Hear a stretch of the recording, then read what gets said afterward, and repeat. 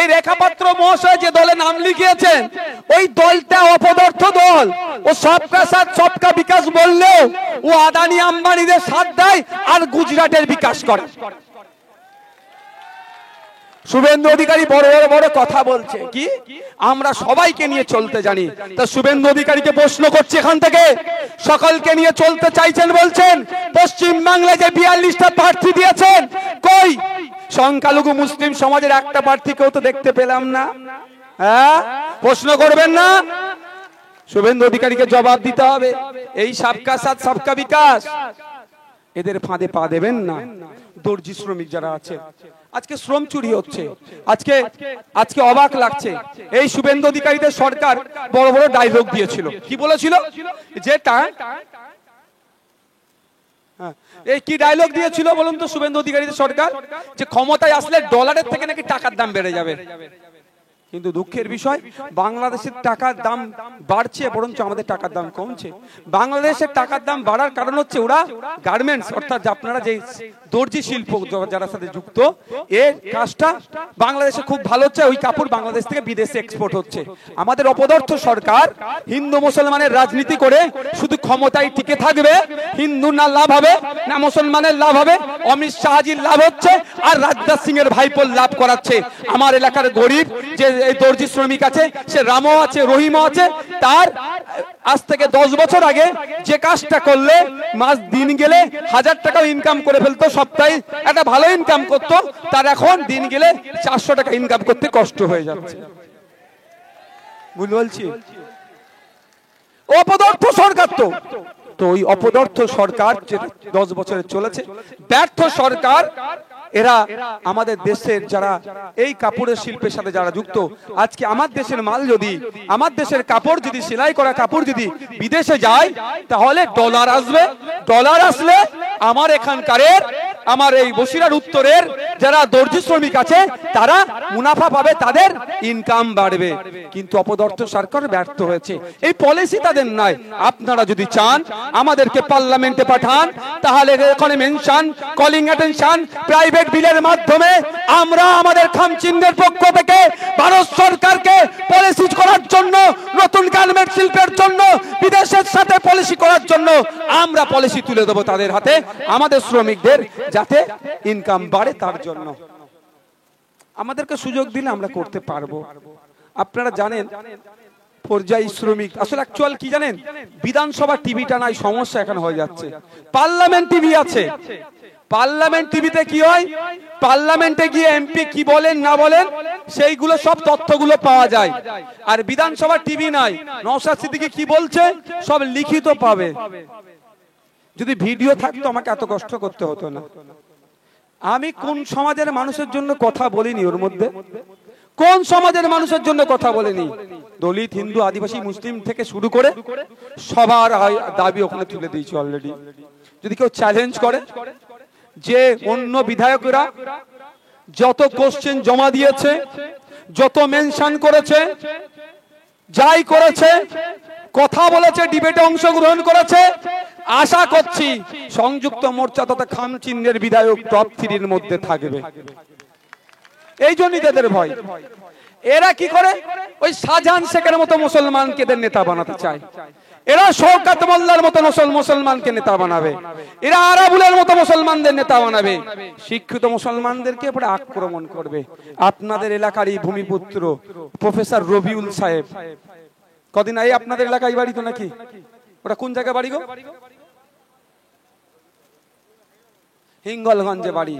তারপরে দুষ্কৃতীরা আক্রমণ করলো, কোনো বিচার হচ্ছে না। উনি প্রফেসর মুসলিম সমাজের, ওনাকে মমতা ব্যানার্জি পছন্দ করে না। 1952 সাল থেকে আপনার দাদুকে অশান্তিতে লাগিয়ে রেখেছিল, মারামারি হানাহানি করেছে। আপনার দাদু ওর দাদুর মাথা ফাটিয়েছে, আর ওর দাদু আপনার দাদুর মাথা ফাটিয়েছে। কেউ শ্মশানে গেছে, কেউ কবরস্থানে গেছে, কেউ মিথ্যা কেসে জেলে গেছে, কেউ মাথা ফাটিয়ে বাড়ি ঢুকেছে। দাদুরগুলো সব ধ্বংস হয়েছে। আপনার বাবাদের কেউ একই করেছে, এখন আপনাদেরকে করার চেষ্টা করছে। আর নয় ভাই, আমি অনুরোধ করছি আপনাদেরকে, বলে না লড়াই লড়াই লড়াই চাই, লড়াই করে বাঁচতে চাই বলছে না। হ্যাঁ, আমি এতটুকু কথা বেশি বলবো না। এখন এখানে সিপিএম এর পক্ষ থেকে কাকে দাঁড় করিয়েছে?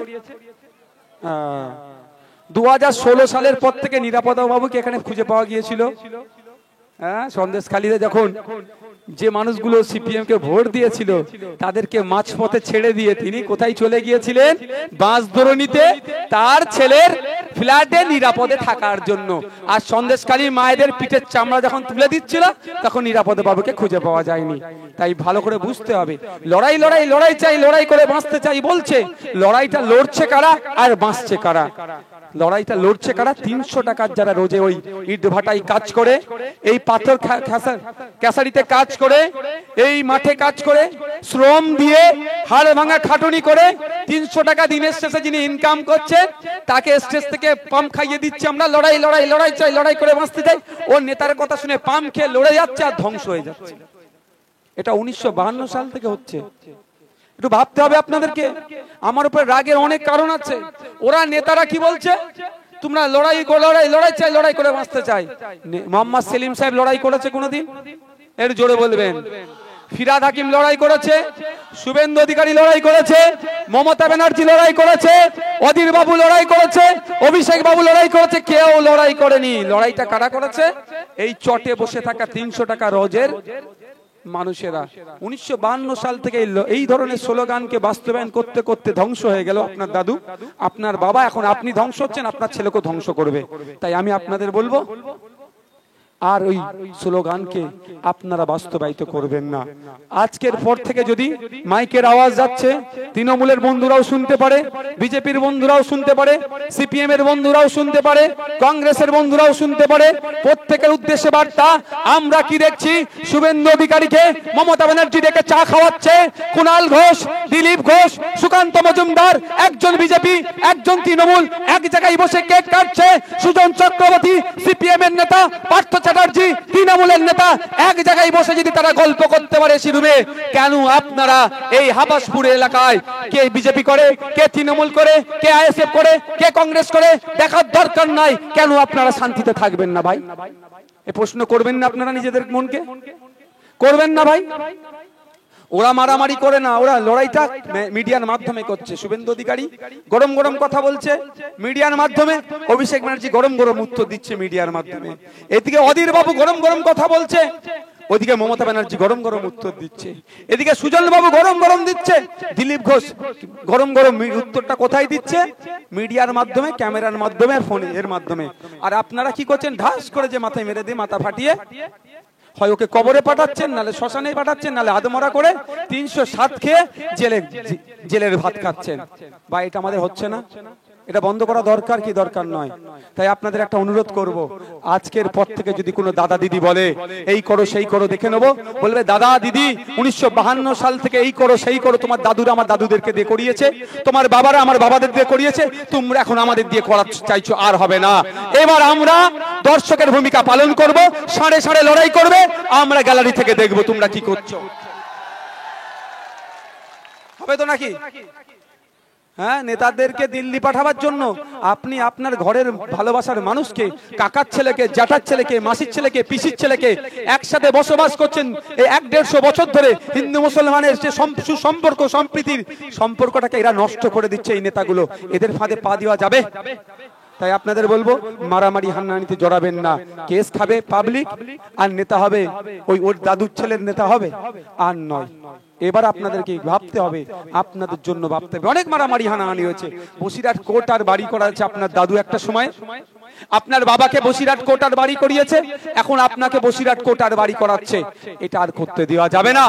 নেতারা জানে মারামারিতে জড়াবে না, কারণ মারতে গিয়ে যদি একদম মার্ডার হয়ে যায় 302 ধারা আছে, ও জেল থেকে কবে বার হবে কোনো গ্যারান্টি নাই, 10-12 বছর যাবজ্জীবন জেল হয়ে যেতে পারে। নেতারা ওই জন্য লড়াই করবে না। আর কি বলছে? লড়াই লড়াই লড়াই চাই, লড়াই করে বাঁচতে চাই। লড়াইটা কারা করছে? 300 টাকার রোজের মজুরি যারা কাজ করেন, যিনি কৃষক, তারা করছেন। আর বাঁচছে কে? সুজন চক্রবর্তী, বাঁচছে কে? মোহাম্মদ সেলিম, বাঁচছে কে? ফিরহাদ হাকিম, বাঁচছে কে? অধীর বাবু। ও হতে দেওয়া যাবে না। যদি অধীর বাবুদের এতই স্লোগান দেওয়ার মন যায়, আসো তোমরা সাড়ে সাড়ে লড়াই করো, আমরা দেখবো।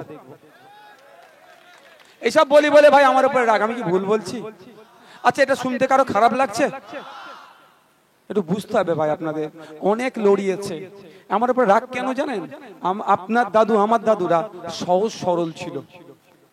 সহজ সরল ছিল, গাছে তুলেছে, পাম দিয়ে গাছে তুলিয়েছে, পাখিটা পেড়ে নিয়ে ও দাদা বলেছে চটচট করে উঠেছে গাছে। কেউ পড়ে হাত ভেঙেছে, কেউ পড়ে মরেছে, কেউ আবার পাখি পেড়ে এনে দিয়ে দিয়েছে। কিন্তু আমার দাদু যে পড়ে হাত ভাঙলো, যে পড়ে মরলো, বছরে একবার এসে তার ছবিতে মালা লাগিয়ে কি বলছে, অমুক অমর রহে বলে ছেড়ে দিচ্ছে। বাকি 364টা দিন আমার দাদুর পরিবারের কিভাবে কেটেছে আমার দাদুরাই বলতে পারবে। এক কথায় দাদুর পরিবার ধ্বংস হয়ে গেছে। আমার বাবারা সহজ সরল ছিল, পাম দিয়েছে, গাছে তুলেছে, পাখিটা পেড়ে নিয়ে ও দাদা বলেছে, দিদি বলেছে, উঠতে গেছে চড়চড় করে, পড়ে হাত পা ভেঙেছে, একই ভাবে ক্ষতিগ্রস্ত হয়েছে। বছরে একটা দিন এসে কেমন আছিস রে, বা ভালো আছিস, আহারে খুব ভালো কর্মী ছিল আমাদের বলে একটা মালা চড়িয়ে কেটে পড়ে। বাকি বছরে 364টা দিন কিভাবে গেছে তার পরিবারই জব বলতে পারবে। এখন আমাদেরকেও বলছে কাছে ভোট, কিন্তু আমি নওশাদ সিদ্দিকী বলছি আর হবে না, অনেক হয়েছে। আমি নিজেকে চালাক বলছি না, কিন্তু আমার দাদুরা সহজ সরল ছিল। আমি চালাক বলছি না, আমাদের হাতে কিন্তু অ্যান্ড্রয়েড সেট এসে গিয়েছে।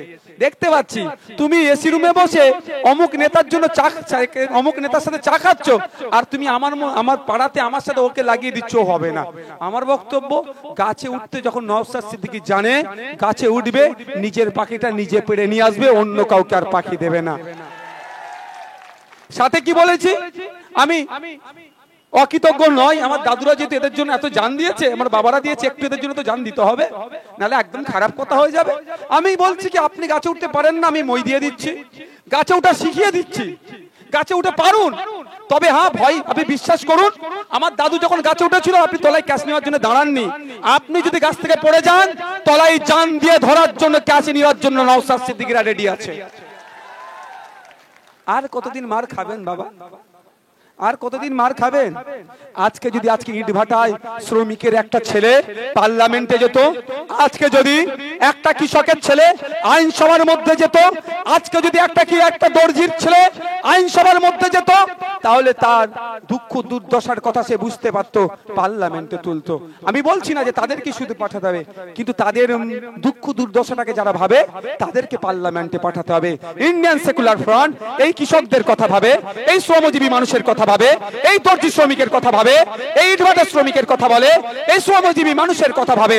তাই ইন্ডিয়ান সেকুলার ফ্রন্ট আমাদের পক্ষ থেকে আমাদের প্রতিনিধিকে আপনাদের হাতে তুলে দিয়েছে। আপনারা যদি আগামী জুন মাসের 1 তারিখে খাম চিহ্নে ভোট দিয়ে পার্লামেন্টে পাঠান, আমি দায়িত্ব নিয়ে বলতে পারি যে সমস্যাগুলো আছে, 17 বারের এমপি আপনাদের হয়ে যতটা না কথা বলেছে, আমার একবারের এমপি আর তাদের থেকে অনেক বেশি কথা আপনাদের হয়ে বলবে, লড়াই করে আপনাদের সমস্যাগুলো সমাধান করার চেষ্টা করবে। এটা আমি দায়িত্ব নিয়ে বলতে পারি। আপনাদের হাতে এবার নির্ভর করছে। আপনারা জানেন কোথায় আছে একটা অঙ্গলিকা খেল, হ্যাঁ আছে তো, খেলটা একবার দেখান, আঙুলের খেলাটা একবার দেখান। জুন মাসের 1 তারিখে আঙুলের খেলাটা একবার দেখিয়ে দেন। হাজী নুরুল ইসলাম থেকে শুরু করে মমতা ব্যানার্জি সবাই লাফালাফি করবে, সমস্ত এমএলএ আপনাদের দ্বারে চলে আসবে। আমি বলে রাখছি, একবার আঙুলের খেলা দেখান, দেখছেন তো ভোট পেয়ে যাচ্ছে, আর কেন এমএলএ কে আসবে, নেতারা আসবে কেন? আপনি একবার আঙুলের খেলা দেখান, এদের বিরুদ্ধে ভোট দিন, এই বিজয়মূলদের বিরুদ্ধে ভোট দিন, এই সুকান্ত বাবুদের বিরুদ্ধে ভোট দিন, এই রেখা পাত্রদের বিরুদ্ধে ভোট দিন, এই আপনার হাজী নুরুল ইসলামদের বিরুদ্ধে ভোট দিন, এদের বিরুদ্ধে ভোট দিয়ে খাম চিহ্নের পক্ষে ভোট দিয়ে পার্লামেন্টে পাঠান। আমি আপনাদের বলতে পারি, আমরা দায়িত্ব নেব, যেমন ভোট আপনাদের দাঁড়ে দাঁড়িয়ে এসে চাইছি, এমপির পরিষেবা পাওয়ার জন্য এমপির বাড়িতে আপনাদের যেতে হবে না, এমপি আপনাদের দাঁড়িয়ে এসে পরিষেবা দেবে 5 বছর ধরে। এই দায়িত্বটা আমরা নিতে পারি।